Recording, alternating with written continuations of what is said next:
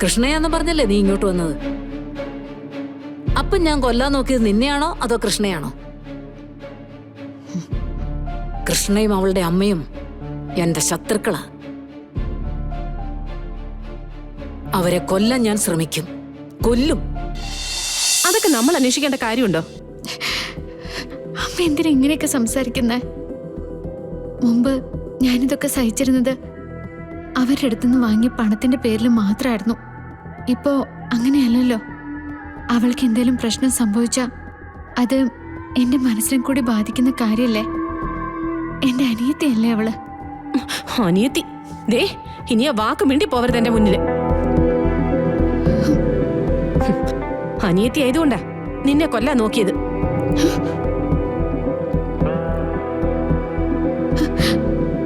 കൊല്ലാൻ നോക്കിന്നോ? അമ്മ എന്തൊക്കെയാ പറയുന്നേ? ഇവിടുന്ന് പുറത്തിറങ്ങിയിട്ടേ നീ നിന്റെ ഗോപാലമാമനോടൊന്ന് ചോദിച്ചു നോക്ക്, നിന്നെ ആരാ കാറിടിപ്പിച്ചെന്ന്. അത് ചെയ്തത് ഗാഥയാ.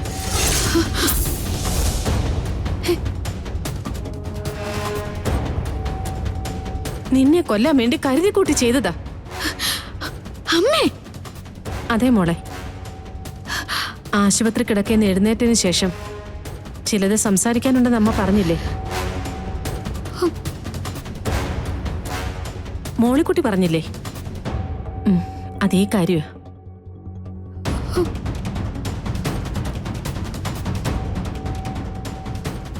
എനിക്ക് നിന്റെ ജീവനാ പ്രധാനം. അതിന്റെ മുന്നിൽ ഗാഥയോ സിത്താരയോ നവീന്റെ കുടുംബമോ ഒന്നും എനിക്ക് പ്രശ്നമല്ലേ.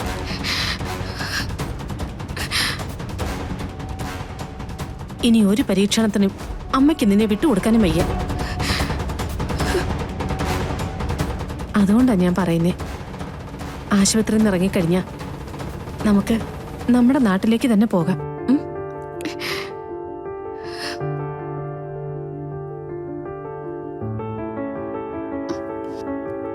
ഇനിയും നിന്റെ ജീവിതം ആർക്കു വേണ്ടിയും പാഴാക്കരുത് മോളെ. നമുക്ക് ജീവിക്കണം, ജീവിച്ചേ പറ്റൂ.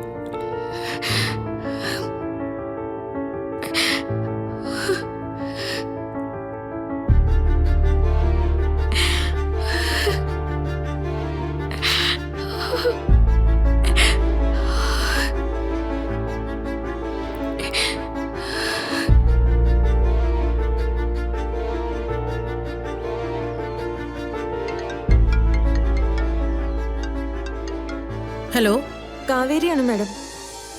ആ കാവേരി, എങ്ങനെയുണ്ട് മോൾക്കിപ്പോ? മാഡം രാവിലെ ഡിസ്ചാർജാ. ഓ അല്ല മാഡം, കൂടെ ഒരു സ്ത്രീ ഇല്ലേ, അവര് ഗാഥ മാഡത്തെ നാട്ടിലേക്ക് കൊണ്ടുവന്നാ പറഞ്ഞേ. അത് കേട്ടപ്പോ എനിക്കൊരു കൺഫ്യൂഷൻ, അതുകൊണ്ടാ ഞാൻ വിളിച്ചത്. അവരുടെ നാട്ടിലേക്കെന്ന് തീർത്ത് പറഞ്ഞോ? പറഞ്ഞു. അത് ശരിക്കും ആരാ മാഡം?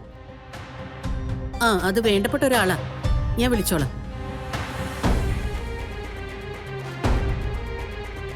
സിനി, ആകെ പ്രശ്ന.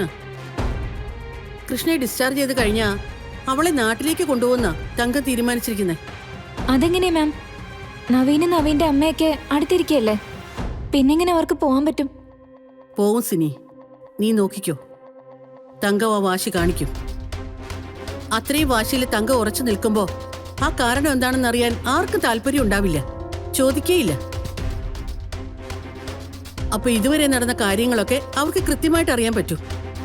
അങ്ങനെ ചെയ്യില്ല മാം. ചെയ്യാനായിരുന്നെങ്കിൽ അവർക്ക് എത്രയോ അവസരങ്ങൾ ഉണ്ടായിട്ടുണ്ട്. എനിക്കാരെയും വിശ്വസിക്കാൻ പറ്റില്ല. ഞാൻ വിശ്വസിച്ചവരൊക്കെ എനിക്ക് തിരിച്ചടികൾ മാത്രമേ തന്നിട്ടുള്ളൂ. തങ്കം അങ്ങനെ ഒരു തീരുമാനം എടുത്താല് നമ്മൾ ഇതുവരെ എന്തൊക്കെ ചെയ്തിട്ടുണ്ടോ അതൊക്കെ നവീൻ അറിയും, സുമിത്ര അറിയും. അതോടെ എല്ലാത്തിനും ഒരുമിച്ചൊരു തീരുമാനമാവും.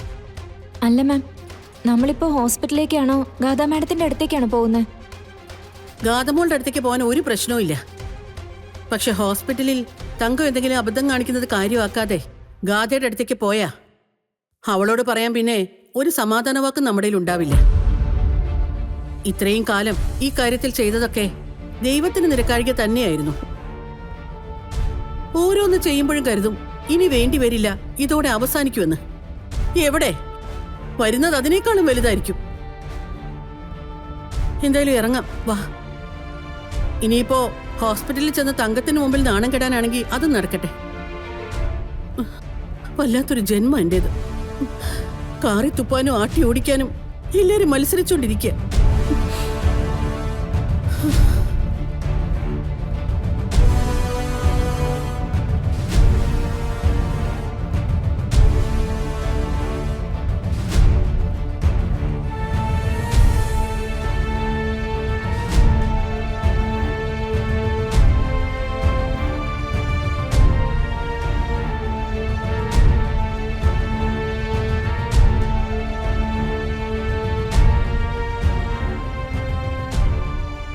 ഗാഥമോളെ, ഗാഥമോളെ, മോളെ, ഗാഥമോളെ. ഇത് എന്തൊരു കഷ്ട! എന്റെ മുന്നിൽ വരരുതെന്ന് ഞാൻ പറഞ്ഞിട്ടുള്ളതല്ലേ? ഹ, മോൾ എന്തിനാ എന്നെ ഇങ്ങനെ പേടിക്കുന്നത്? നിങ്ങൾ എന്നെ കൊല്ലാൻ നോക്കിയവരല്ലേ? എന്നെ കൊല്ലാൻ വേണ്ടിട്ട് ഈ വീടിനകത്തേക്ക് ആളെ വിളിച്ച് കയറ്റിയവരല്ലേ? അത് നീ ഇവിടെ എന്റെ മുമ്പിൽ നിന്നിരുന്നത് ഗാഥയായിട്ടായിരുന്നോ? കൃഷ്ണയാന്ന് പറഞ്ഞല്ലേ നീ ഇങ്ങോട്ട് വന്നത്? അപ്പം ഞാൻ കൊല്ലാൻ നോക്കിയത് നിന്നെയാണോ അതോ കൃഷ്ണയാണോ? കൃഷ്ണയും അവളുടെ അമ്മയും എന്റെ ശത്രുക്കളാ. അവരെ കൊല്ലാൻ ഞാൻ ശ്രമിക്കും, കൊല്ലും. പിന്നെ ഗാഥമോളെ കൊല്ലണമെന്ന് എനിക്ക് ആഗ്രഹം ഉണ്ടായിരുന്നെങ്കിൽ ചാകാൻ നിന്ന റെയിൽവേ ട്രാക്കിൽ ഉപേക്ഷിച്ചിട്ട് അങ്ങ് പോയാ മതിയായിരുന്നല്ലോ. എന്തിനാ അവിടുന്ന് എടുത്ത് ഇങ്ങോട്ട് കൊണ്ടുവന്നത്, ഇവിടെ അഭയം തന്നത്?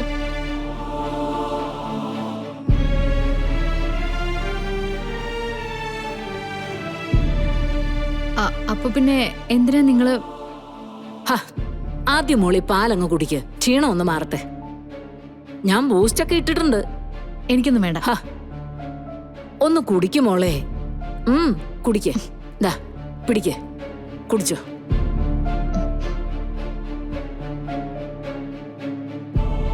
കുടിക്കും മോളെ.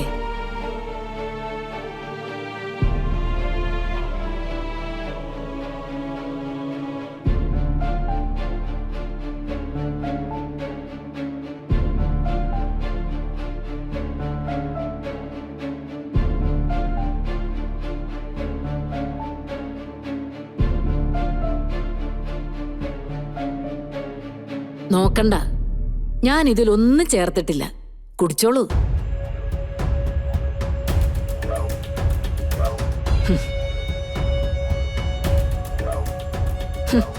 ഗാഥമോൾ എത്ര സ്മാർട്ടായ കുട്ടിയാ. ഈ രൂപം കിട്ടിയതുകൊണ്ട് മാത്രം വേറൊരുത്തി മോൾക്ക് തുല്യാവില്ലല്ലോ. അവൾ അഹങ്കാരിയാ. തെരുവിൽ കിടന്ന ഒരുത്തി ഇത്രയും വലിയ സ്ഥലത്തെത്തിയപ്പോ അങ്ങ് അഹങ്കരിക്കാൻ തുടങ്ങി. മോളെ ഞാൻ ഒരുപാട് ദ്രോഹിച്ചിട്ടുണ്ടല്ലേ. എല്ലാം നമുക്ക് വിശദമായിട്ട് സംസാരിക്കാം. മോളാ പാല് കുടിച്ചിട്ട് കുറച്ചു നേരം കൂടി ഒന്ന് കിടന്നു.